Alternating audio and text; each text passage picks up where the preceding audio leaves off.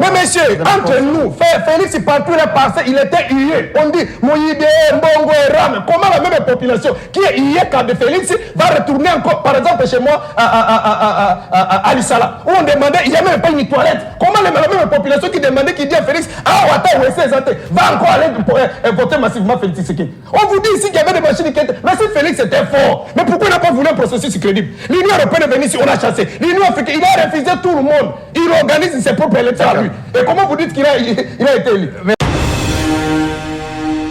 D'arriver aujourd'hui, ils ont été incapables. Voilà pourquoi je dis à notre peuple, la vraie honte ici, c'est l'opposition.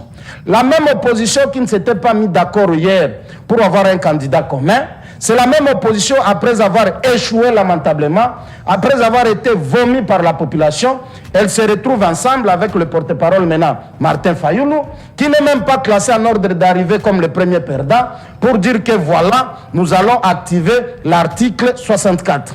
Mais si vous lui posez la question, quand est-ce que l'article 64 peut être utilisé? La majorité des centres de vote ont été ouverts à partir de 11h, 12h. Même ici à Gombe, je crois qu'il y a eu un seul centre ou un seul bureau qu'on a ouvert à 6h. Mais même à Gombe ici, on a ouvert à partir de 11h. Alors, je crois que les Congolais, ils sont plus intelligents qui nous suivent. Et c'est pour prendre les matériels dans les dépôts de la CENI pour amener ça à Gombe, amener ça à Ngaba, amener ça ici à Mongafou. Là, il y a toujours un problème des infrastructures. C'était fait à ADC. Ils ont distribué, je peux dire, 3/4 des machines de vote à leurs camarades, les amis.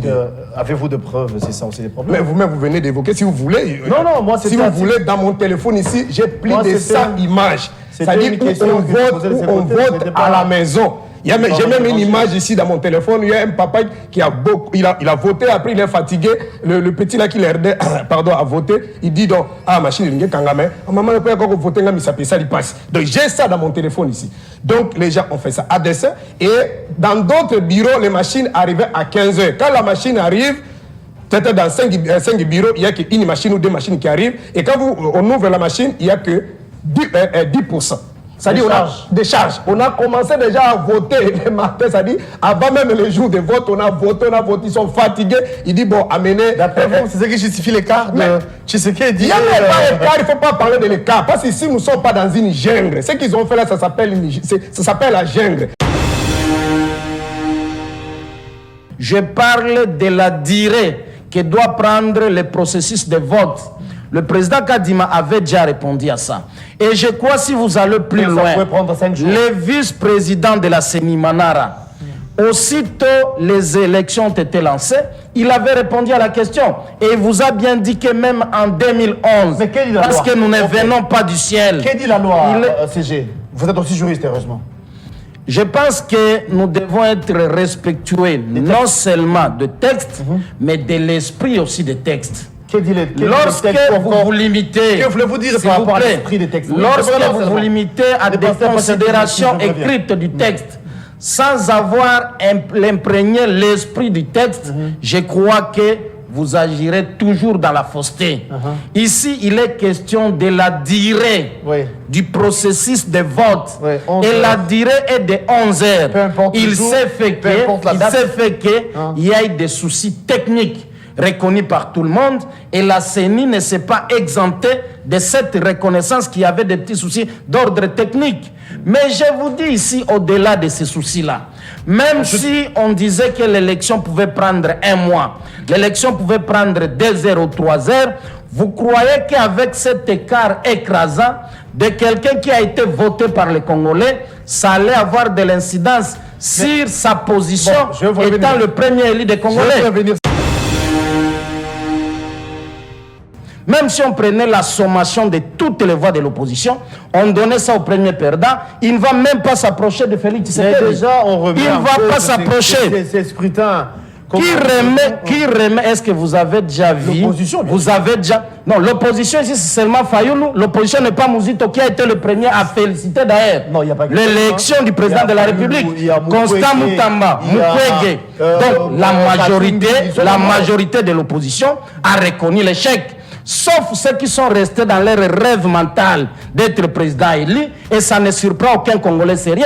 Ce n'est pas aujourd'hui qu'ils vont accepter l'échec qu'ils ont connu en 2018, qu'ils n'ont jamais accepté, et le même échec que le poursuit en 2023. La solution ici, c'est d'organiser des bonnes élections. Ici, lorsqu'on a distribué des machines, on n'a pas vu Kagame distribuer des machines. Lorsqu'on a distribué des machines, on n'a pas vu Museveni. Et après, ils vont venir ici, la communauté internationale, il y a la communauté internationale qui n'aime pas le Congo, il y a des ennemis du pays. C'est-à-dire, lorsque vous décidez de violer la volonté populaire, tenez que des grands esprits comme les Martin Fayulu, depuis 90 jusqu'à aujourd'hui, il ne prendra pas des armes, il va utiliser la population. Mais il y a aussi des petits esprits, c'est-à-dire, vous légalisez, vous donnez même encore la force à Kagame Museveni, parce que d'autres Congolais plus faibles dans l'esprit, ils vont aller se jeter comme Mouzé de Bembe les autres sous les mamelles de Museveni et Kagame prennent des armes, pour parce que, mais c'est fait, c'est son régime, ils attendent que la force. Lorsqu'il vous parle même de M23, mais qui négocie avec le M23? Vous n'avez pas vu si Félix Tshisekedi devant les rebelles, il dit c'est pas intéressant de se battre pour des portions de terre, parce que d'ici là nous serons tous ensemble. Vous n'avez pas vu ça? Et si l'opposition congolaise croit qu'elle servira de béquille pour accomplir les réseaux mafieux de Kagame au Congo, je crois qu'ils trouveront les Congolais sur leur chemin et ils ne passeront pas. Merci les beaucoup. Congolais sont avec le président de la République. Heureuse année 2024 à vous qui êtes branchés. C'est un plaisir de vous retrouver ou encore de se retrouver pour cette année nouvelle.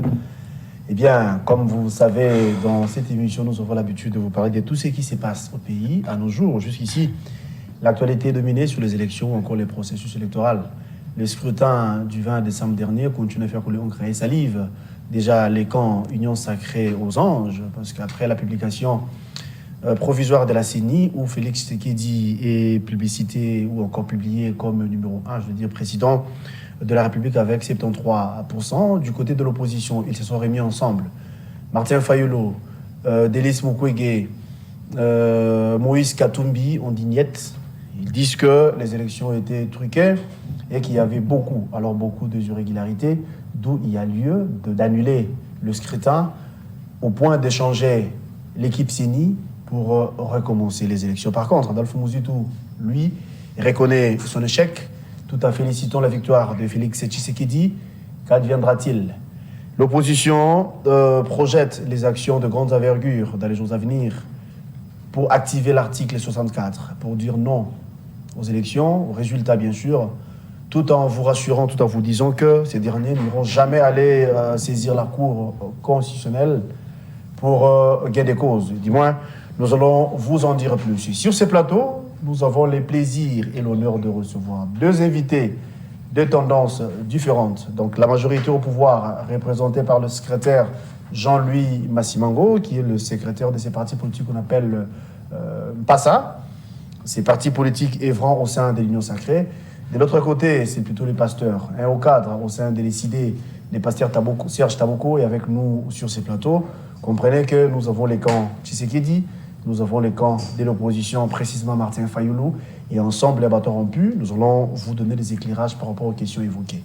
Nous parlerons également de l'insécurité. Déjà, ici à Kwamount, le phénomène Mobondo refait surface. À l'Est, vous en savez, jusqu'ici, c'est toujours l'incertitude, c'est l'insécurité qui continue à battre son plein. Je m'en vais saluer mes invités en commençant par les pasteurs. Serge Taboko, au nom de l'ECD, au nom de Martin Fayulu. Bonne année et merci d'être de nôtres ce matin. Merci beaucoup et pareillement. Merci une fois de plus pour l'honneur que vous nous faites. Merci. Permettez-nous de dire encore merci à Dieu. C'est grâce à lui que nous sommes là. C'est lui qui nous donne la force, la capacité de se mouvoir. L'être et le mouvement lui appartient. J'ai salué également les compagnons d'élite et tous les peuples congolais qui sont debout pour fermer cette parenthèse de triste mémoire. Les pays nous appartiennent tous. Nous ne sommes pas dans un royaume ou dans une monarchie. Nous sommes dans une république. La république, c'est un bien commun. Il faut nous battre. On ne libère pas un peuple, le peuple se libère seul. Je profite par la même occasion, saluer les co-débatteurs. J'ose croire que nous allons passer un bon moment. Convaincu. Pour l'édification de ceux qui nous suivent en ce moment. Merci. On ne libère pas les peuples, le peuple se libère. C'est ce que j'ai retenu de vous. Merci d'être venu, pasteur Serge. Jean-Louis Massimango, bonne année. Vous êtes Union Sacrée, vous êtes Mpassa. Merci d'être là et bonne année, comme j'ai dit au départ. Merci beaucoup. Heureux de retrouver votre plateau après plusieurs jours d'absence. Franchement. Des absences qui se justifient parce que nous étions au combat, nous étions au front, où il fallait livrer une bataille de la victoire. Et aujourd'hui, je crois que le peuple a tranché. Nous le disions sur ce même plateau que l'Union Sacrée était en train de se préparer, s'organiser, et que le peuple allait trancher le 20 décembre. Et aujourd'hui, nous félicitons le président de la République qui a été élu massivement avec une majorité écrasante. Nous félicitons le peuple congolais pour avoir fait un bon choix de l'histoire, qui est président Félix Tshisekedi. Et je crois que le monde ne va pas s'arrêter. Courage à tous ceux qui ont été dans la compétition présidentielle, en commençant par le président de l'ESID. S'il faut le souhaiter, je lui dirais Paul et courage, préparez-vous, 2028 c'est bientôt. Et je crois que ça, ce n'est qu'une étape. En même temps, nous disons à notre peuple d'être attentif à la deuxième victoire qui arrive. Évidemment, celle au niveau législatif national, ainsi que provincial. Je suis confiant au travail qui a été fait. Je suis confiant à notre peuple. Et laissez-moi terminer avec une mention particulière au président de mon parti qui a été au front à l'est de la République démocratique du Congo. Vous me voyez, je n'ai même pas eu le temps de me raser. Je suis rapidement arrivé sur votre plateau parce que nous venons d'un grand travail à l'est de la République, précisément dans le territoire de Chabunda, où le président de mon parti était numéro 20, y compris le numéro 20, président de la République. Et grâce à ce bon travail qui a été fait sur le terrain, le président de la République, Félix Tshisekedi, a été élu à plus de 80% dans le territoire de Chabunda, y compris le président national de mon parti, dont je crois bien sera proclamé d'ici demain comme candidat élu du territoire de Chabunda dans la province du Sud Kivu. Merci beaucoup, CG Massimango. Comme vous avez la parole avec vous, nous allons prendre la première question. Vous félicitez de la victoire qui est la vôtre en nos jours, hein, en publiant par la CENI les résultats provisoires. Mais est-ce que vous en êtes fiers au regard de tout ce qui s'est passé? Les irrégularités, vous en êtes conscient? Les élections ont pris pratiquement une semaine. C'est pour une première fois en tout cas. Au-delà de ça, on nous parle des machines à voter retrouvées par-ci, par-là, dans les chefs des caciques de l'Union Sacrée que vous êtes. Et aujourd'hui, vous bombez les torses pour dire que, vous êtes gagnant, vous avez fait 73%. Ne voyez-vous pas que, vu les irrégularités plutôt, il y a de quoi se poser des questions? Nous ne pouvons pas dire que le Congo vit au ciel. La République démocratique du Congo est un pays qui appartient à la planète Terre. Et je crois dans toute organisation humaine, dans toute formation humaine, les imperfections ne manquent jamais. Je ne dirais pas que le Congo a organisé des élections parfaites. Parce que vous allez aux États-Unis, vous n'y trouverez pas des élections parfaites. Vous allez en France, la même chose, en Asie comme en Océanie. Donc, dire au jour d'aujourd'hui que le Congo a fait l'exception, que tout s'est passé à 100% tel que voulu par les Congolais, je crois que ça serait mentir ma propre conscience. Mais la grande question que nous devons nous poser ici, s'il y a eu des irrégularités, s'il y a eu des petits soucis, des retards d'ordre technique, est-ce que nous pouvons considérer cela comme un obstacle qui allait venir avoir de l'incidence sur les résultats qui a été publié jusque-là au niveau présidentiel? Je crois que c'est non. Allons dans l'hypothèse, cher ami Guélor, où ceux qui pensent que ce sont eux qui ont été élus. Lorsque vous prenez l'écart du président de la République élu avec plus de 13 millions de Congolais et que le premier perdant, qui est le président de l'ensemble, qui a 3 millions de voix, vous pouvez faire la sommation même de tous les perdants. Vous donnez cette sommation au premier perdant qui est Moïse Katumbi, je crois qu'il n'y aura pas match, le président Félix sera toujours en tête. Donc, aujourd'hui, croire que ces irrégularités, ou bien ces petits soucis... à 200. Quand vous dites que les irrégularités sont minimes, que vous pensez, c'est votre point de vue, on parle de machines à voter qui se retrouvaient dans les mains de caciques de l'Union Sacrée. Pour preuve, ici à Kinshasa, on avait arrêté un bourgmestre de la commune de Ngaba, si je m'abuse, où il détenait une machine à voter, entre guillemets. Si c'était le cas pour le bourgmestre, que diriez-vous de députés des conseillers, des ministres et les autres. Si vous pensez que c'est minime que ça, ok. Mais s'il faut tenir compte même de la loi nous dit que les élections se passent dans une journée fériée, si pas le week-end. Ici au Congo, c'était le dimanche. Non seulement ça, c'est pour une journée, donc de 6h à 17h. Les heures sont bien précises. Mais pour le cas avec la CENI de Kadima, ça a fait pratiquement une semaine et vous en êtes conscient. Pensez-vous que tout ça là, ça joue en votre faveur? Je voudrais commencer par le dernier point dont vous aviez évoqué tout à l'heure. Je me sens très heureux de répondre à la question parce que le monde retiendra que celui qui a la parole aujourd'hui devant vous était le premier à avoir posé cette question au président de la CENI lors de la rencontre qui se faisait entre la CENI et toutes les parties prenantes dans le processus électoral. Je me souviens encore, c'était le 2 octobre, au Palais du Peuple, où j'avais posé la même question par rapport à l'ère de l'Est et l'Ouest, et parce que nous savons tous que les élections s'organisent une seule journée et que la durée était de 11 heures. Oui. Et le président de la CENI, que je prends à témoin ici, et ses propos existent encore, sauf pour les politiciens de mauvaise foi qui n'aiment pas affronter la vérité en face. Et la vérité, c'est laquelle? Le président Kadima avait bel et bien répondu en nous disant que la disposition qui organise les élections en République démocratique du Congo, tout est clair. Lorsque les élections commencent par exemple à 17h, c'est un exemple que je donne, il faudrait compter 11 heures. Oui. Donc nous nous retrouverons déjà dans la journée suivante ou bien les jours suivants. Et je crois que c'était le cas. Non, j'ai comme l'impression que vous voulez parler de fuseau horaire. Alors ce n'est pas le cas. La loi dit ceci. L'ouverture du bureau de vote, c'est de 6h à 18h30, 19h, donc 11h comme vous avez si bien dit. Allons dans l'hypothèse que vous évoquez ou encore cette position qui est la vôtre. Et que ça commence, et un bureau de vote qui s'ouvre à 17h, plus 11h, du coup on est dans le jour suivant. Même s'il faille tenir compte de ça, est-ce que les élections peuvent prendre une semaine? Vous m'aviez interrompu, je crois qu'en République démocratique du Congo, il y a un seul organe qui est compétent pour organiser les élections et qui est habilité à donner des aspects techniques par rapport à la faisabilité.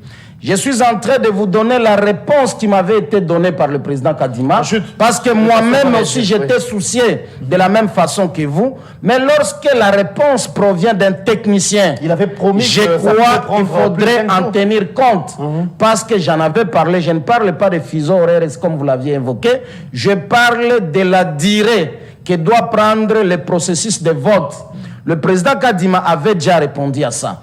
Et je crois, si vous allez plus loin, le vice-président de la CENI, Manara, aussitôt les élections ont été lancées, il avait répondu à la question. Et il vous a bien dit que même en 2011, parce que nous ne venons pas du ciel. Qu'est-ce dit la loi, CG? Vous êtes aussi juriste, heureusement. Je pense que nous devons être respectueux, non seulement de textes, mais de l'esprit aussi des textes. Lorsque vous vous limitez, que voulez-vous dire par rapport à l'esprit des textes? Lorsque vous vous limitez à des considérations écrites du texte, sans avoir imprégné l'esprit du texte, je crois que vous agirez toujours dans la fausseté. Ici, il est question de la durée du processus de vote. Et la durée est de 11 heures. Il s'est fait qu'il y a eu des soucis techniques reconnus par tout le monde, et la CENI ne s'est pas exemptée de cette reconnaissance qu'il y avait des petits soucis d'ordre technique. Mais je vous dis ici, au-delà de ces soucis-là, même si on disait que l'élection pouvait prendre 1 mois, l'élection pouvait prendre 2 heures ou 3 heures, vous croyez qu'avec cet écart écrasant de quelqu'un qui a été voté par les Congolais, ça allait avoir de l'incidence sur sa position étant le premier élu des Congolais? Je vais revenir, CG, merci beaucoup. Même s'il faille tenir compte de l'écart dont fait allusion, on remet en cause par rapport à tout ce que vous êtes en train d'évoquer ici, mais sinon, vous aurez la parole. Pasteur, vous étiez patient pendant 12 minutes pratiquement. Vous bénéficierez des mêmes temps d'antenne, ne vous en faites pas. Vous, aujourd'hui, l'opposition, vous lancez l'appel à la population de se mettre ensemble, d'embrasser les rues de la République ou encore la rue Chouvelet pour activer l'article 64, alors qu'hier, vous aviez tout le temps en tout cas de se mettre ensemble pour barrer la route peut-être à ces régimes. Vous étiez à Lubumbashi sans succès, Vous étiez en Afrique du Sud, sans succès. Vous n'étiez même pas en mesure de nous donner une seule candidature, bien que ce n'était pas une obligation. Mais aujourd'hui, vous vous remettez ensemble. Pensez-vous qu'il vous sera en mesure de trouver gain de cause? Bon, merci beaucoup, M. Guello, pour votre préoccupation. De prime abord, je suis sincèrement gêné lorsque j'attends les co-débatteurs. J'ai la honte d'être congolais. C'est-à-dire la République démocratique du Congo, ce n'est plus la Constitution et la loi électorale qui organisent le processus et le vote. Ici, j'apprends que ce sont plutôt les déclarations de Kadima et de Manara. Lui, il a posé la question à Kadima, Kadima a répondu. Et même Manara aussi avait dit. Mais on lui ramène, on lui pose la question, ici vous faites allusion à la loi électorale dans son article 52. La disposition stipule exactement ceci. Les élections, les jours de vote, d'abord c'est un jour férié, ou le dimanche, et le vote commence de 7h à 17h. S'il s'avère que, parce que la loi électorale, on a prévu que chaque bureau aura au moins, d'abord dans les élections passées, c'était souvent 600 électeurs par bureau de vote, mais cette fois-ci, on avait prévu 680 électeurs. Alors, s'il s'avère qu'il y a encore dans la ligne un nombre des électeurs, c'est-à-dire ici dans les heures de fermeture, ici j'ai fait allusion à 17h, le proposé du centre va identifier, il est dans l'obligation d'identifier tous les électeurs restants pour leur accorder les macarons, les jetons en fait le jour après. Non, pas jour après. En fait que ces gens votent au-delà de 17h. Okay. On n'a dit pas les jours après. Et vous insistez qu'en République démocratique, nulle part, on a dit que les élections doivent s'organiser pendant une semaine. Et là, il est tenté de tergiverser. Il vous dit qu'il y a la déclaration de Kadima, il y a la déclaration de Manara. Donc, je suis vraiment... c'est une honte d'être appelé, d'être considéré congolais. Il y a le monde entier qui nous regarde. Et quand on leur pose des questions, si la fiabilité, si la transparence, ils s'accrochent. En dehors de ça, peut-être la majorité des Congolais, certes, nous sommes dans un État laïque, mais la majorité des Congolais sont des chrétiens. Vous avez vu même hier, là, dans des églises, et des gens en train d'implorer Dieu. Ils pensent que la croyance, la religion, c'est du business. Quand vous êtes à l'église, vous soulevez les mains comme ça c'est Dieu. Ça, c'est des aventures. Donc, les gens sont déterminés à tricher, à voler. On vous pose la question. Bon, avant d'abord d'entrer dans les fonds, chers compatriotes, pour répondre clairement surtout à ceux qui nous suivent, ce qui a été passé le 20 décembre, une semaine après on m'apprend que d'abord à Lodj, on a voté le dimanche, c'est-à-dire on a commencé les élections le mercredi, à Lodj, on a voté le dimanche, à Mongala, là, à l'Équateur, on a voté le 26, et on m'apprend même que même le jour qu'on publiera à Kasongolunda, on continue à voter. Ah, c'est vrai ça? Oui, oui.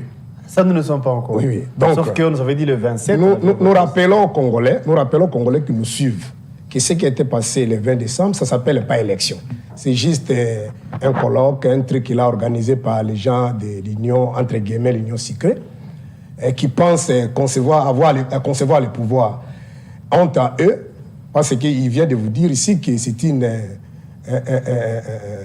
victoire écrasante, Félix, c'est qu'il a obtenu. Le voilà que vous citez, c'est combien encore? Si c'est 73%. Au-delà de 70. Mais nous aurons dit, pardon, voir des liesses partout, même dans son territoire. Là, il a dit qu'il a été... le territoire de Chabunda. À Chabunda, des liesses partout, dans les grands Katanga, les grands Équateur, dans les grandes provinces orientales, sur le Kivu, partout. Mais vous avez vu, je crois, 2 heures du temps après qu'on a mis un peu de carburant dans les motos de montard ici pour faire un peu de bruit et lui-même a commencé à faire des marches.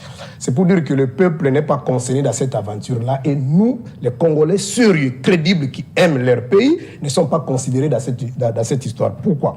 Je venais d'évoquer ici la disposition, l'article 52. Je rentre encore. Il y a l'article 6 de la loi électorale qui dit ceci. Un électeur, c'est qui? C'est celui qui est inscrit dans la loi, dans la liste électorale.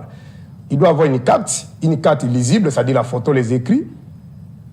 Et vous avez vu comme ils sont en train de gérer les pays non à travers les lois, mais via des déclarations. La déclaration de la CENI dit que vous ayez la carte.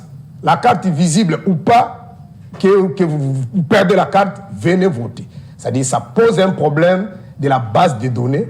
On n'a pas eu un fichier, on n'a pas eu un nombre condensé des électeurs. C'est-à-dire, jusqu'à preuve du contraire, on ne connaît pas le nombre exact des Congolais qui étaient inscrits dans les fichiers électoraux.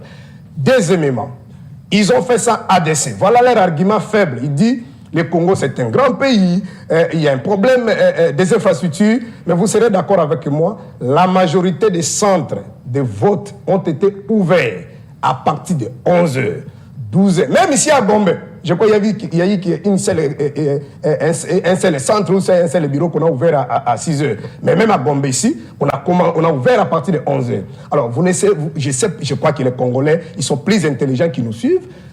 Et c'est pour prendre les matériels dans les dépôts de la CENI pour amener ça à Gombe, amener ça à Ngaba, amener ça ici à Mongafou. Là, il y a toujours un problème des infrastructures. C'était fait à ADC. Ils ont distribué, je peux dire, 3/4 des machines de vote à leurs camarades, les amis.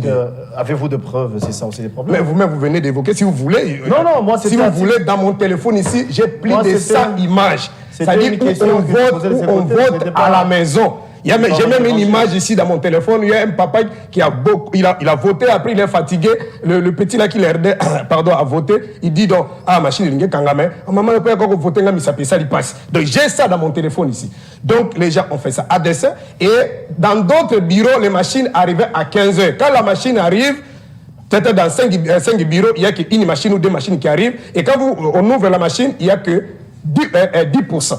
C'est-à-dire, des charges. On a commencé déjà à voter le matin, c'est-à-dire, avant même les jours de vote, on a voté, ils sont fatigués. Il dit, bon, amenez. D'après vous, c'est ce qui justifie l'écart de Tshisekedi. Il n'y a même pas l'écart, il ne faut pas parler de l'écart. Parce que si nous ne sommes pas dans une jungle, ce qu'ils ont fait là, ça s'appelle la jungle. Dans une république, la république fonctionne par des règles, c'est-à-dire par des lois. Il y a d'abord la loi mère qu'on appelle la constitution et les lois secondaires. Dans notre pays, il y a celui qu'on appelle le souverain primaire. C'est-à-dire, ici, j'ai fait allusion à l'article 5 de la Constitution. C'est le peuple, c'est lui qui donne le mandat. Il donne le mandat via les élections. Les élections, ici, j'ai fait allusion à l'article 211 de la Constitution. Nous sommes décidés, je crois 2002-2003 à Sani City, nous sommes dit ceci.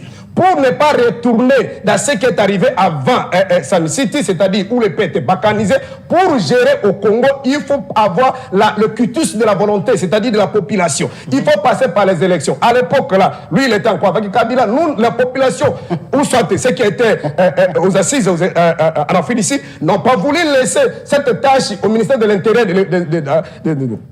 à cette époque d'organiser l'élection. Nous avons créé un organe que nous appelons CENI. C'est-à-dire un organe indépendant sur le plan technique. Mais cette CENI-là doit être composée, ça j'ai fait allusion à la loi organique,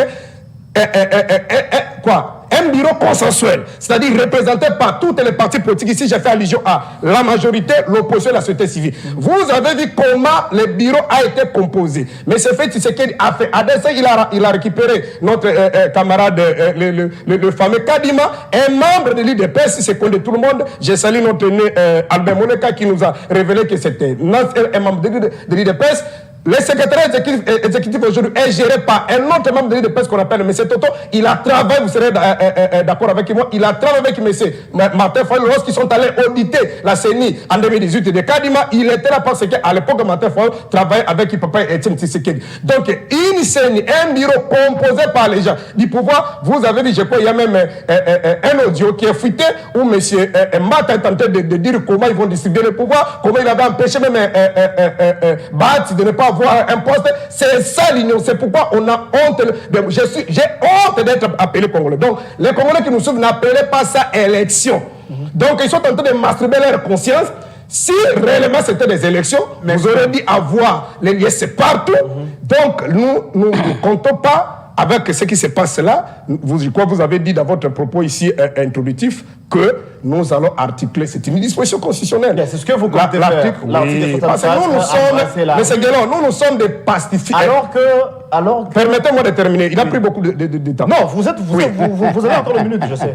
Nous sommes des pacifistes. Nous sommes des légalistes.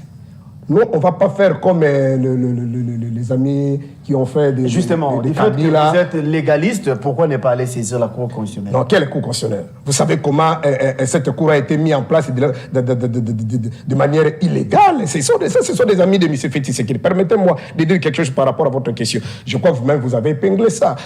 Nulle part dans la Constitution, ni dans la loi électorale qui impose à un certain nombre de Congolais de se mettre ensemble pour avoir un candidat commun. Il ne faut pas rêver. En 2006, Kabila avait, je crois, dans les 6... la majorité des partis politiques, mais il a été battu par M.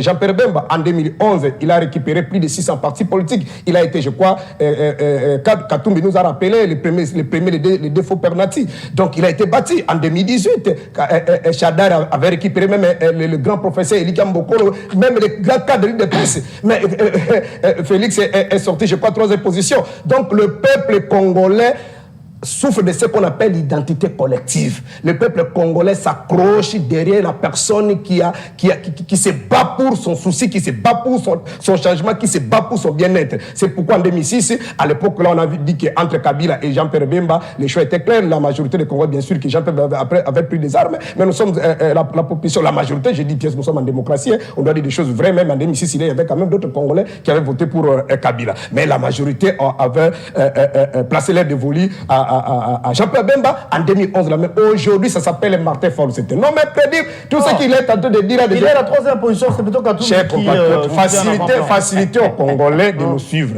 Comment tu peux imaginer, moi je peux... Mais vous avez un grand média qui est suivi quand même dans le monde entier. Faites quand même des analyses comparatives entre des différentes images.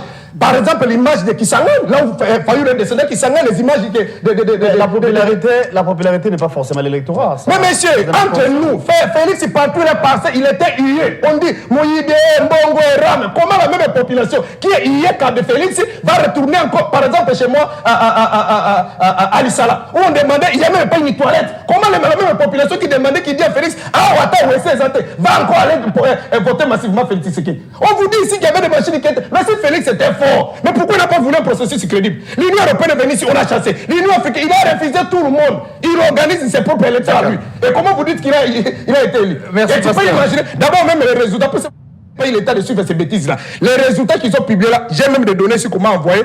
Les mêmes résultats que Koné n'a publié. Je peux vous envoyer ça. La population est en train de faire de quoi? De calculer, Fayulu c'est au-delà de 11%. C'est même pas 5%. Ça dit qu'il ne faut pas suivre ces gens-là. Ils mentent, même Satan s'étonne lorsqu'il voit les gens donc, nous, ça nous regarde même pas. Ils sont en train de masturber leur conscience, la population. Et je rappelle, pour terminer, je rappelle à ceux qui pensent, parce que c'est ceux qui sont en train de faire ici, Mobutu l'a fait, Joseph Kabila. Vous savez, en 2006, moi, je vous en prie, j'étais à Kimpwanza, quand on a sorti Kabila vainqueur, il y avait des mouvements là, surtout des expatriés, même ici à Gombessi. Donc, ce qu'ils sont en train de faire là, je crois que le peuple gagne toujours. Le peuple, c'est comme un feu. Le peuple, c'est le vent. Le peuple, c'est l'eau. Quand l'eau est calme, là, vous pensez qu'on peut tout faire. Mais je sais que d'ici là, ça va venir. Ça va venir, c'est ce qu'il a dit. Hein? Vous qui êtes au pouvoir, vous qui êtes gagnant, comme vous le dites, hein, parce que ce sont les résultats provisoires, ça il faut le dire sans embâche en tout cas. L'opposition pense activer l'article 64, c'est un téléchargement en tout cas. Ne voyez-vous pas que vous risquerez, vous les politiques ensemble, de mettre les pays en feu? Pardon. De l'autre côté, il y a Nanga qui rejoint le M23, tout en nous promettant qu'ils vont arriver à Kinshasa dans les jours à venir. Ici, les actions sont projetées dans les camps de l'opposition. Ne voyez-vous pas que ça craint? Vous risquerez de tout détruire au pays. Je voudrais d'abord commencer par un message d'apaisement envers mon co-débatteur qui semblait confondre l'auditoire parce que vous l'aviez présenté tout à l'heure qu'il était pasteur. À un certain moment, il était emporté par le comportement des pasteurs lorsqu'ils chassent des esprits dans l'église alors que nous sommes dans un plateau de télévision. Je viens d'apprendre ici, lorsque les Congolais se sont décidés de voter le président Félix Tshisekedi, c'est une honte. Mais en même temps, il oublie de dire aux Congolais que nous avons ce qu'on appelle la morale politique.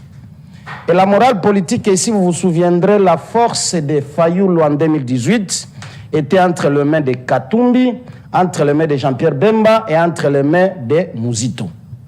Par cette même morale politique, parce qu'il a dit ici tout à l'heure, il n'y a pas une loi qui exige que les opposants se mettent ensemble. Mais je lui ai rappelé sur ce plateau, lorsque vous faites la lecture d'une loi, ne vous limitez pas seulement au texte, mais il faut voir aussi l'esprit. Donc, lorsque vous parlez aussi de ce devoir de se produire un candidat commun, ne voyez pas seulement le texte, mais il faut voir ce qu'on appelle la morale politique. En 2018, tous les opposants se sont mis d'accord pour que Fayoulou soit porté comme le candidat de l'opposition. J'entre dans les considérations telles qu'il venait de l'invoquer ici. Mais nous sommes en 2023 et c'est ici où je l'avais dit que Fayoulou n'est pas au service du peuple. Mais chacun était en train de lutter pour son pouvoir personnel, tout en sachant que l'Union sacrée était organisée, structurée et toutes les énergies politiques de l'Union sacrée étaient orientées vers un seul homme et les résultats aujourd'hui nous donnent raison. Mais le même Fayoulou, il n'y a pas longtemps, vous l'aviez rappelé ici, ils se sont retrouvés par-ci, par-là pour qu'on puisse dégager un candidat commun. Ce n'était pas une obligation. C'est ça, mais je vous rappelle ici la morale politique. Si c'est en 2018 où c'était une obligation, pourquoi en 2023 ça ne serait pas la même chose? Parce que lui a été porté par ses pairs comme candidat unique. Mais pour des raisons égoïstes, parce qu'au Congo, on aime toujours travailler pour l'intérêt personnel et c'est ça le plan de l'opposition. Ce n'est pas pour aider notre peuple. Vous savez là où nous sommes arrivés aujourd'hui, ils ont été incapables. Voilà pourquoi je dis à notre peuple, la vraie honte ici, c'est l'opposition. La même opposition qui ne s'était pas mis d'accord hier pour avoir un candidat commun, c'est la même opposition après avoir échoué lamentablement, après avoir été vomi par la population, elle se retrouve ensemble avec le porte-parole maintenant, Martin Fayoulou, qui n'est même pas classé en ordre d'arrivée comme le premier perdant, pour dire que voilà, nous allons activer l'article 64. Mais si vous lui posez la question, quand est-ce que l'article 64 peut être utilisé? Parce que utiliser l'article 64 aussi abusivement vous conduit à la sanction de l'article 65. Lorsque vous estimez que vous voulez pouvoir prendre aussi le pouvoir par la voie de rébellion, par la voie de révolte qui n'est pas acceptée par la population. Donc, ils doivent faire attention. C'est leur droit de revendiquer, mais lorsque c'est leur mal revendiqué, ils trouveraient la force de la loi. Les agents de l'ordre sont là pour rétablir l'ordre. La CENI a déjà fait son travail. Nous attendons d'ici le 12. La Cour constitutionnelle va se prononcer. S'ils estiment que Félix n'a pas été élu, mais qu'ils apportent leurs moyens de preuve pour contester la victoire de Félix devant la juridiction compétente. Personne n'a empêché à l'opposition d'apporter leurs moyens de preuve pour que cela soit présenté devant les juges constitutionnels qui va trancher au finish. Mais au-delà de tout ce que nous pouvons avoir comme procès d'intention, parce qu'on le savait, c'est ici où je le disais que l'opposition va échouer. Et je vous ai rappelé ici, même si on prenait la sommation de toutes les voix de l'opposition, on donnait ça au premier perdant, il ne va même pas s'approcher de Félix Tshisekedi. Déjà, on revient. Il ne va pas s'approcher. Ces scrutins. Qui remet, est-ce que vous avez déjà vu? L'opposition. Vous avez déjà... Non, l'opposition ici, c'est seulement Fayoulou. L'opposition n'est pas Mouzito qui a été le premier à féliciter d'ailleurs l'élection du président de la République. Constant Moutamba, Mukwege. Donc, la majorité de l'opposition a reconnu l'échec. Sauf ceux qui sont restés dans leur rêve mental d'être président élu, et ça ne surprend aucun Congolais sérieux. Ce n'est pas aujourd'hui qu'ils vont accepter l'échec qu'ils ont connu en 2018, qu'ils n'ont jamais accepté, et le même échec que le poursuit en 2023. Donc, pour nous, ça c'est de la blague. Mais tout le monde est appelé à opérer un choix, soit de la blague, soit d'être sérieux. Est-ce que Félix Tshisekedi aura cette facilité de bien gérer du fait que, déjà ici à Kinshasa, il y aura sans doute des tensions dans le chef de l'opposition? À l'Est, vous tirez cette affirmation. Mais ce sont eux qui vous tirez cette affirmation. Ce sont eux. Vous tirez cette affirmation de l'opposition. Kinshasa a plus de 20 millions de Congolais. Que je termine ma question d'abord, je vous en prie, CG. Ne soyez pas agité. L'opposition vous rassure, vous qui êtes au pouvoir, qu'ils vont amener les actions de grande envergure. Ici à Kinshasa, ils ont été clairs pour dire ça. À l'Est, hier, exilé, aujourd'hui Nanga rejoint le M23. Il a dit clairement, ou encore ils ont dit clairement qu'eux aussi, ils feront de leur mieux pour arriver à Kinshasa. Est-ce que ça ne va pas préjudicier les pouvoirs de Félix? Est-ce qu'il sera en mesure de bien gérer? Vous savez, à un certain moment, je donne raison au président Mbosso qui avait dit « Nyon suis à la théâtre ». Lorsque vous prenez les quelques inconscients qui étaient devant leur siège national. Vous prenez les quelques jeunes qui se sont aventurés vers Tchangou là-bas pour jeter quelques pierres aux passagers, aux paisibles citoyens, et vous prenez les 20 millions de Congolais qui sont dans la ville de Kinshasa, qui sont d'accord aujourd'hui avec la victoire du président Félix. Je crois que vous ne pouvez pas comparer la lumière et les ténèbres. Et l'illustration de la lumière ici, c'est laquelle? Lorsque le président de la République, élu massivement, quitte le quartier général pour se diriger chez lui.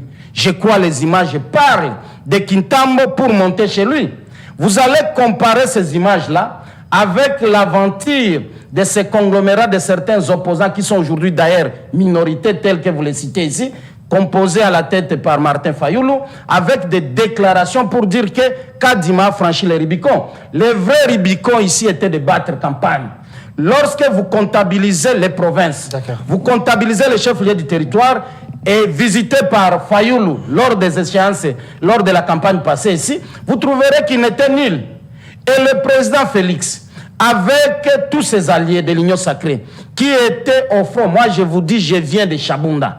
Lui peut nous citer, à part ici à Kinshasa, où lui il est en train de rêver, croire que le Congo c'est Kinshasa. Il a été dans quelle province pour battre campagne? Moi je lui parle d'un territoire vivant, où le président a été voté plus de 80% à Chabunda, où moi-même j'étais au front. Je vous dis, le numéro de mon président national, qui est numéro 20, était le même numéro que le président de la République. Nous venons avec des preuves. Merci beaucoup. Est-ce que lui aussi peut nous étaler que lui, pasteur Serge, a été dans telle église pour battre campagne, a été dans tel endroit pour battre campagne, a été dans tel endroit pour battre campagne? La honte ici, c'est l'échec qu'elle porte. Et la population ne va pas accepter d'être envoûtée pour dire qu'ils vont barrer la route au fonctionnement normal de l'État. C'est un acte de rébellion. J'ai fini parce que vous aviez parlé tout à l'heure de Nanga. Ça me rappelle la même aventure de Roger Lumbala. Nous sommes, je crois, en 2013. Nous avions vu les mêmes images. Roger Lumbala à côté de Beltrán Bisimwa, à côté de tous ces agresseurs utilisés par le Rwanda à l'Est. Et aujourd'hui, la même aventure revient. Mais les Congolais retiendront ici, est-ce qu'on ne peut pas s'inspirer du sort de Roger Lumbala? On ne peut pas s'inspirer de ce sort de Roger Lumbala. Je veux vous revenir. Est-ce que vous croyez que les Rwandais peuvent vraiment utiliser un compatriote égaré comme Nanga pour sauver le Congo, ou bien c'est pour pérenniser la stratégie de pillage d'endeuiller le Congo qui a son bastion au niveau du Rwanda, et qu'aujourd'hui au Congo nous avons un président de la République qui ne cesse pas de hausser le ton et qui est en train de s'organiser pour mettre fin à l'aventure de Kagame. Et si l'opposition congolaise croit qu'elle servira de béquille pour accomplir les réseaux mafieux de Kagame au Congo, je crois qu'ils trouveront les Congolais sur leur chemin et ils ne passeront pas. Merci les beaucoup. Congolais sont avec le président de la République. Pasteur Serge, vos menaces vont non pas vers l'individu, mais plutôt vers la nation. Quand vous pensez activer l'article 64, alors que tous voulons l'évolution ou le changement du Congo, bon, je ne vais pas utiliser ça comme expression, mais il y a lieu de préserver les acquis, à lieu place de perdre ce que nous avons déjà. On a cité Nanga, pour dire qu'à l'Est, depuis toujours, il y a une tension forte. Nanga, qui hier était le président de la CENI, aujourd'hui, il est chef rebelle. Vous, ici à Kinshasa, vous pensez mettre le pneu dans les rues, un peu partout, pour empêcher les pouvoirs en place de bien travailler, parce que vous parlez de l'article 64, il faut être beaucoup plus précis. Ne voyez-vous pas que pour l'amour du Congo, y a-t-il pas moyen de trouver notre solution en lieu et place de mettre le feu au pays? Merci, cher compatriote Guélo, pour votre question. Malheureusement, je n'ai pas senti cette fois-ci dans votre question le patriotisme. Puis c'est lorsque vous parlez que vous voulez mettre du feu en utilisant l'article 64 de la Constitution. C'est-à-dire ceux qui ont mis, je crois, Sun City, et ils sont venus ici passer par un référendum. De cette disposition-là, c'était pour mettre du feu au pays. Non, c'était dans le sens où, parce que lui, il a foqué l'article 65 du coup. Mais moi, j'ai dit l'article 64, et bien 65 va voir. Je vous accorde, soit je l'accorde de l'État d'expliquer l'article 64 là, dans son vrai sens. Parce que moi, peut-être, nous, on va utiliser ça dans le mauvais sens. Mais là, dans le vrai sens, on utilise ça comment? L'article 64. Dans le bon sens, on utilise ça comment? Voilà. Quand on est corrompu, parce qu'ici, il y a des groupes. Il y a le groupe des mafieux, des gens corrompus, et le groupe des gens qui sont sérieux, les gens qui aiment leur pays, parce que nous rappelons à ce que nous sommes, comme j'avais dit, ce n'est pas un débat religieux, mais nous sommes dans un État laïque, la majorité des Congolais sont des chrétiens. Ici, je fais allusion à l'article, je fais allusion au livre de Proverbes, Proverbes chapitre 14, verset 34. La Bible dit ceci: c'est la justice qui élève la nation. Lorsque les méchants se multiplient, les peuples gémissent. Cependant, lorsque les justes se multiplient, les peuples sont dans la joie. Alors ici, nous sommes en train de constater, de voir que les méchants se multiplient. Ils sont tellement nombreux. Voilà quand il parle là. Aucune référence, ni sur le plan constitutionnel, sur le plan de la loi électorale. Il parle seulement des incantations. Il a gagné. L'écart là. Il y a d'abord le processus, on fait allusion au processus. On peut t'attribuer 100%. Permettez-moi d'abord de donner cet exemple, d'expliquer aux Congolais qui nous suivent en ce moment. Ici, je suis par exemple dans le territoire de Ilebo, groupement Bena-Moulumba. Les élections de 2023. Total d'électeurs sur la liste, le nombre d'enrôlés, 496. Le nombre de votants, 496. Taux de participation, 100%. C'est-à-dire, ceux qui se sont enrôlés, personne n'était malade, personne ne s'est déplacé et tous ont voté que Félix Tshisekedi. Je prends un deuxième exemple. Province de Kasaï centrale, territoire ville de Mbujimaï, secteur commis de Dibindi. Électeurs enrôlés, 704.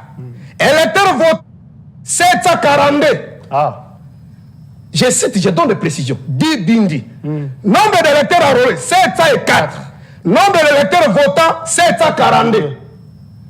Taux de participation, 105,40%. On est où là? Donc, si vous appelez ça élection, il faut le considérer. C'est votre droit le plus légitime. Mais c'est pas pour la première fois, même à l'époque de Kabila, c'est comme ça qu'ils parlaient. Parce que pour eux, ils voient qu'il est pouvoir. J'ai rappelé ici à ceux qui nous suivent que nous sommes allés à Sun City. Mais avant d'aller à Sun City, les pays étaient balkanisés. Pourquoi les pays étaient balkanisés? Parce qu'il y avait un régime de Mobutu ici qui pensait organiser, je crois, les dernières élections, c'est quoi? Si ma mémoire ne me trahit pas, de 84, si ma mémoire ne me trahit pas, où Mobutu avait obtenu, je crois, 98%. Mais après, qu'est-ce que Mouzé a dit? On n'avait pas le choix. La seule option, c'était d'aller prendre des armes. C'est le discours de Mouzé. Même Bemba vous a rappelé ici qu'il n'avait pas le choix. Pensait qu'aller dans une voie démocratique, il n'y avait pas moyen. Il a fallu prendre des armes. Mais lorsqu'ils ont pris des armes, aujourd'hui, on parle de plus de 13 millions de Congolais. C'est-à-dire, lorsque vous faites un coup d'État constitutionnel, c'est-à-dire vous violez la volonté du souverain primaire, vous prenez le pouvoir par la force. Il y a un fameux Kazadi qui dit « Tant que nous sommes là, personne ne marchera ». Même à l'époque de Tillet, je ne sais pas si on a... pour l'amour de la nation... Permettez-moi, quand il parlait là, il parle avec beaucoup de temps. Je voulais simplement... Y a-t-il pas moyen de jouer au sapeur-pompier, vous qui êtes de l'opposition, à lieu place de mettre le pays... Si vous essayez un peu de jeter, je crois que vous êtes un grand journaliste dans ce pays, vous essayez de voir un peu, depuis 2006, quand tous ces présidents de CENI là, quand ils parlaient avec beaucoup d'arrogance, quand vous voyez même Kadima, à l'époque là, c'était Malouman, quand il parlait avec beaucoup d'arrogance. Mais jusqu'aujourd'hui, où se trouve le Congo? Nous sommes devenus la risée du monde. C'est-à-dire pour eux, le problème, c'est le pouvoir. Mais quand ils vous disent, ces gens-là, des Nanga, font des aventures. Mais lorsque nous sommes en train de discuter avec vous ici, on parle de 6 millions, plus de 6 millions de déplacés internes. C'est le nombre, je crois, de 2 pays africains ici. 6 millions de déplacés internes. Et vous savez la situation sociale qui traverse cette population? On parle de 27 millions de Congolais qui souffrent de l'insécurité alimentaire. Lorsque nous sommes en train de discuter avec vous ici, Bounaga est parti. Lorsqu'on échange avec vous ici, Massissi, Routour, vous venez de rappeler ici, même ici à Kwamoto. On continue à tuer même ici à Maluku. Pour eux, c'est le pouvoir. Malheureusement, c'est le peuple qui est le perdant. Et nous rappelons aux Congolais qui nous suivent qu'on ne va pas laisser ces pays-ci nous appartiennent. Quel est le prix à payer pour mettre fin à tout ça? Le prix à payer, c'est un sacrifice suprême. Parce que les amis qui sont en face, dans leur schéma, c'est utiliser les militaires, la police et les milices. Vous avez vu les jours là, les mercredis là, il y avait des milices qui étaient là. Parce que si vous essayez un peu de visualiser les ce ne sont pas des policiers, comme Félix Silman avait dit, je crois, au Sénégal, dans un pays africain ici. Et nous sommes venus, on a trouvé des individus que le régime de Kabila fait porter des tennis. Ce n'étaient pas des policiers. C'est le propos de Félix Tshisekedi. Je crois une police structurée, formée, rodée. Vous ne pouvez pas voir ces images-là. Donc nous sommes déterminés. C'est juste une stratégie d'intimidation. Ils pensent qu'ils vont nous épouser. Même à l'époque de Mobutu, voilà ce que Mobutu faisait. Il créait, lorsqu'il voulait peut-être éterniser le pouvoir, il créait même des crises artificielles. Et après, il appelait des dialogues. C'est comme ça que c'est jamais même Kabila. Il formatait des crises artificielles. Après, il créait des dialogues là pour continuer. Mais eux, ils pensent qu'ils vont diriger par la force. Or, la solution ici, c'est d'organiser des bonnes élections. Ici, lorsqu'on a distribué des machines, on n'a pas vu Kagame distribuer des machines. Lorsqu'on a distribué des machines, on n'a pas vu Museveni. Et après, ils vont venir ici, la communauté internationale, il y a la communauté internationale qui n'aime pas le Congo, il y a des ennemis du pays. C'est-à-dire, lorsque vous décidez de violer la volonté populaire, tenez que des grands esprits comme des Martin Fayulu, depuis 90 jusqu'à aujourd'hui, il ne prendra pas des armes, il va utiliser la population. Mais il y a aussi des petits esprits. C'est-à-dire, vous légalisez, vous donnez même encore la force à Kagame Museveni, parce que d'autres Congolais plus faibles dans l'esprit, ils vont aller se jeter comme Mouzé de Bembe les autres sous les mamelles de Museveni et Kagame prennent des armes pour parce que. Mais c'est fait, c'est son régime, ils attendent que la force. Lorsqu'il vous parle même de M23, mais qui négocie avec l'M23? Vous n'avez pas vu ici Félix Tshisekedi débat les rebelles, il dit c'est pas intéressant de se battre pour des portions de terre parce que d'ici là nous serons tous ensemble. Vous n'avez pas vu ça. Vous comprenez? Donc, nous sommes des pacifistes. Et un autre élément, je crois peut-être pour les deux, il risque d'aller encore répéter ça dans un autre plateau. Il dit Fayulu était fort en 2018. Mais en 2018, Fayulu n'a pas gagné les élections, c'est là Félix Tshisekedi, votre maître. Fayulu n'a pas gagné les élections, mais comment il était fort en 2018? Parce que quelqu'un qui n'a pas... Par exemple, Mukwege a obtenu 0. Imaginez, selon les informations, parce que moi je n'ai pas suivi ces bêtises-là, comme j'avais dit tantôt, on me dit qu'il y a même des gens qui n'ont pas bâti campagne, c'est-à-dire les candidats présidents qui n'ont pas bâti campagne, mais ils ont eu beaucoup de voix que Mukwege. Mukwege, si vous voyez des images qu'il a utilisées, même aussi du Kivu là, les nombres de gens que Mukwege a mobilisés, mais il y a des candidats qui n'ont pas bâti campagne, qui ont eu beaucoup de voix que Mukwege. Imaginez un peu ça.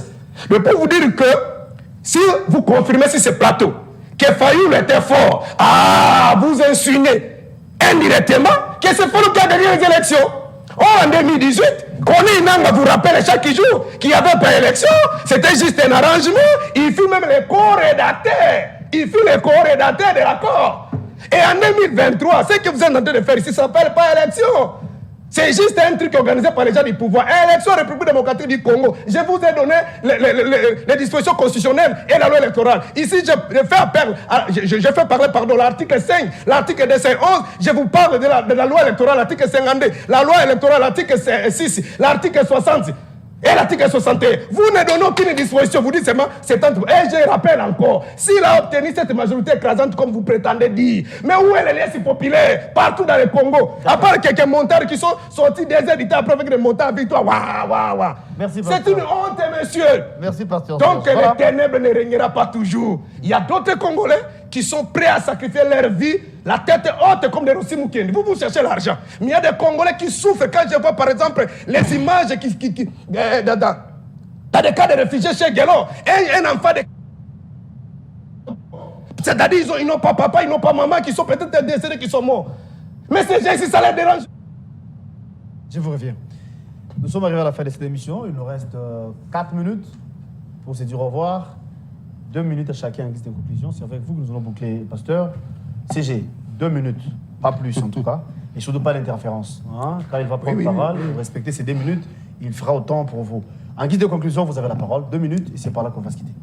Il nous a dit tout à l'heure ici avec une référence biblique que les ténèbres ne régnera pas pour toujours. Mais la même Bible lui dit, vous connaîtrez la vérité et la vérité vous affranchira. Lorsqu'on est en perte de vitesse et on a été vomi par le peuple, on a tendance d'être affaibli aussi spirituellement et de chercher un bouc émissaire. Et tout à l'heure, il vous a indexé ici de ne pas avoir de questions patriotiques. Je ne sais pas dans son entendement, c'est quoi une question patriotique qu'il aimerait qu'un journaliste lui pose. Mais tout à l'heure, il vous a dit ici, avec tout un chapelet de différents endroits où il a constaté le tripatouillage des votes. Je croyais, s'il était sérieux, qu'il allait nous amener le seul moyen de preuve pour attester ses propos, c'est le bulletin de vote et les résultats qui est publié en termes de PV. Mais vous amène un agenda où il a écrit des choses sous forme de robots télécommandés, sans savoir les tenants et les aboutissants, dépourvu de toute vérité, et je crois ces derniers propos peuvent nous les confirmer. Nous ne parlons pas dans la langue maternelle de chacun, nous parlons dans une langue officielle. Entre un fort ou bien au-delà d'un fort, il y a un plus fort. J'étais en train de nuancer la position de Fayoul de 2018 et la position actuelle totalement affaiblie. Où je vous dis, en 2018, il se disait être fort, il s'appelait même le président Eli. J'ai justifié la force de 2018 était entre les mains de Moïse, de Jean-Pierre Bemba et de Mouzito et les autres. Mais au-dessus d'eux, il y avait un plus fort, et c'est celui qui était élu, qui s'appelle le président Félix Tshisekedi. Aujourd'hui, il y a encore des forts, à l'occurrence Moïse Katumbi. Mais il y a un plus fort accepté par les Congolais qui s'appelle Félix Tshisekedi. Je crois qu'il ne faut pas parler en langue, comme ils en ont l'habitude dans des églises, pour comprendre ce que je viens de dire ici. Merci, CG. Je chute en disant ceci, que les Congolais soient calmes. Il n'y aura absolument rien. Le peuple a déjà choisi et d'ici là, la Cour constitutionnelle va se prononcer.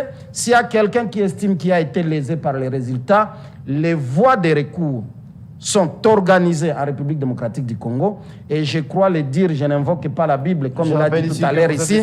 Vous parlez de telle chose sans article. Lorsque je lui parle de l'article 65, il n'a pas compris.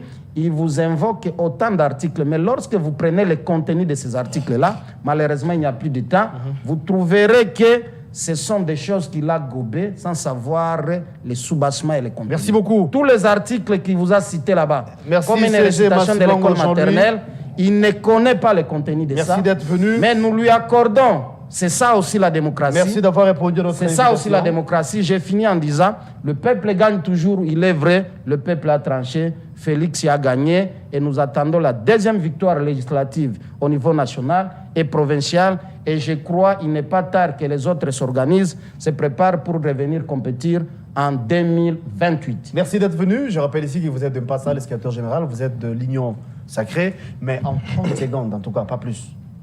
D'après vous, quelle crédibilité pour ces scrutins, au regard plutôt de toutes les revendications faites? Quelle crédibilité? Je reste attaché aux propos, encore une fois, du président Kadima et qui va agir selon les prescrits de la loi, que tous ceux qui ont été trempés avec tout ce que vous aviez invoqué ici comme machine de vote, je crois qu'ils subiront la rigueur de la loi. Merci beaucoup. Je ne dis pas que tout a été parfait. Il y a eu des petits soucis, mais ces petits soucis ne peuvent pas compromettre les résultats qui ont été proclamés par la CENI, parce que c'est ça le vrai résultat qui exprime et traduit la volonté de notre peuple. Merci. En élissant le président Félix Tshisekedi. Pasteur Serge, c'est avec vous que nous allons boucler la boucle. Vous avez la parole en guise de conclusion 2 de 2. C'est plus de 3 minutes.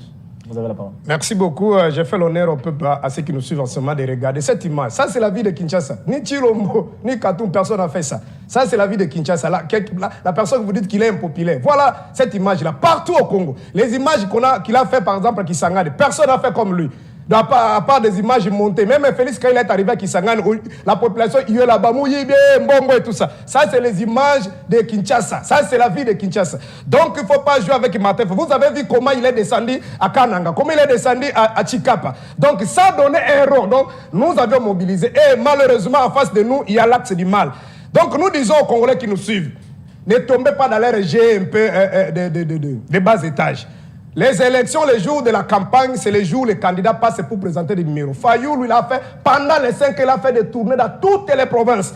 Mais Félix, en 2018, il était incapable de faire même la tournée dans les 13 provinces. Mais comment il est devenu président en 2013?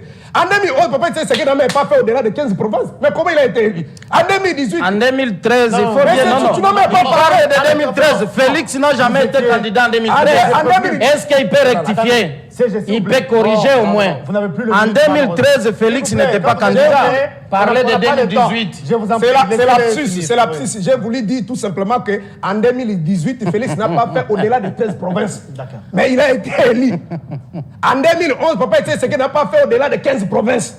Il a été élu. Vous comprenez? Fayoul en 2018 n'a pas fait au-delà des 22 provinces. Monsieur Kabila en 2006, en 2011, il a fait toutes les provinces. Chadar en 2018, c'est le seul candidat Chadar. Ici, je parle à la télévision. Chadar a fait 26 provinces. Mais là, il a obtenu 17%.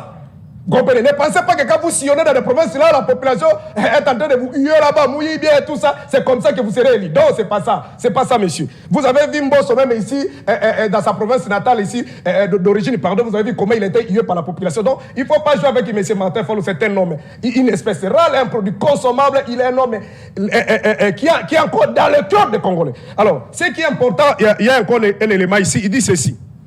Les machines ont... Mais lui-même, il confirme que les machines ont été retrouvées dans des maisons de ceux qui sont au pouvoir. Mais les machines là, les machines à voter, ce sont des matériels sensibles. Comment ces machines se sont retrouvées dans des maisons de particuliers? Ces gens-là ne travaillent pas à la CENI. Est-ce qu'il n'y a pas de conséquences? Les coupables seront sanctionnés. Mais comment les machines là se sont retrouvées là-bas? Qui a donné ces particuliers-là, ces machines, les matériels sensibles? Là, on ne tire pas de conséquences. Honte à vous! Mais prenez vos vidéos, non, parce qu'il s'adresse indirectement à moi. Prenez vos vidéos, allez déposer à la Cour constitutionnelle. Quand tu parlais, je me suis tué. Prenez vos vidéos là, allez déposer. Quand tu parlais, je me suis tué. Et pour terminer, il fait allusion au PV. Mais laisse-moi vous rappeler ici, j'ai fait allusion à l'article, toujours l'article 52. Avant les jours de vote, mais on compte le nombre de bulletins. Et après le vote, on compte également les bulletins nuls et les bulletins votés. Mais c'est devant les témoins, le PV doit être signé par toutes les parties que vous avez fabriquées dans vos maisons. Même au diaspora là-bas, dans notre diaspora. Mais la majorité des gens qui ont été votés là-bas, mais ce sont des gens de l'IDPS qui ont de double nationalité. Laisse-moi rappeler aux Congolais. Les 98% des Congolais à la diaspora, ce sont des étrangers, même des combattants que vous voyez là. Ils ont double nationalité. Qu'est-ce qu'ils ont fait? Ils se sont organisés, amis qui ont double nationalité, de prendre des cas d'électeurs d'abord. Maintenant, si vous avez une autre nationalité, comme de Boquet sur les autres, vous venez, on dit que non, il y a la nationalité, nous sommes aux cas d'électeurs. C'était tout planifié, ça dit ça, c'est l'axe du mal. Et si nous laissons nos amis s'y continuer à gérer le pays, 5 ans après, la RDC sera disparu. Retenez mes propos dans votre émission. Le Congo sera disparu. Donc il faut barrer la route à nos amis. Le pays ici ne leur appartient pas. Je répète, pour terminer, la République démocratique du Congo, ce n'est pas une boutique privée où lorsque vous voyez la chaleur du soleil, vous changez de biscuits, vous changez de lait de beauté. Non. La République, c'est un bien qui nous appartient tous, c'est un bien commun.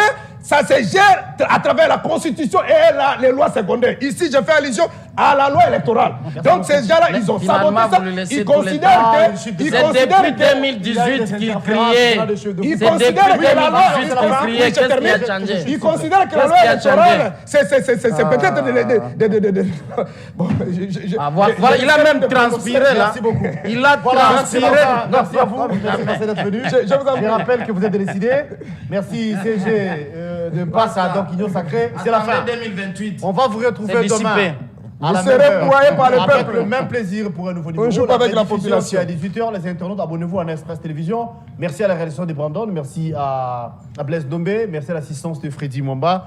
Bonne année à vous tous. Heureuse année 2024. Et surtout, bonne suite de programme sur nos antennes. Au revoir.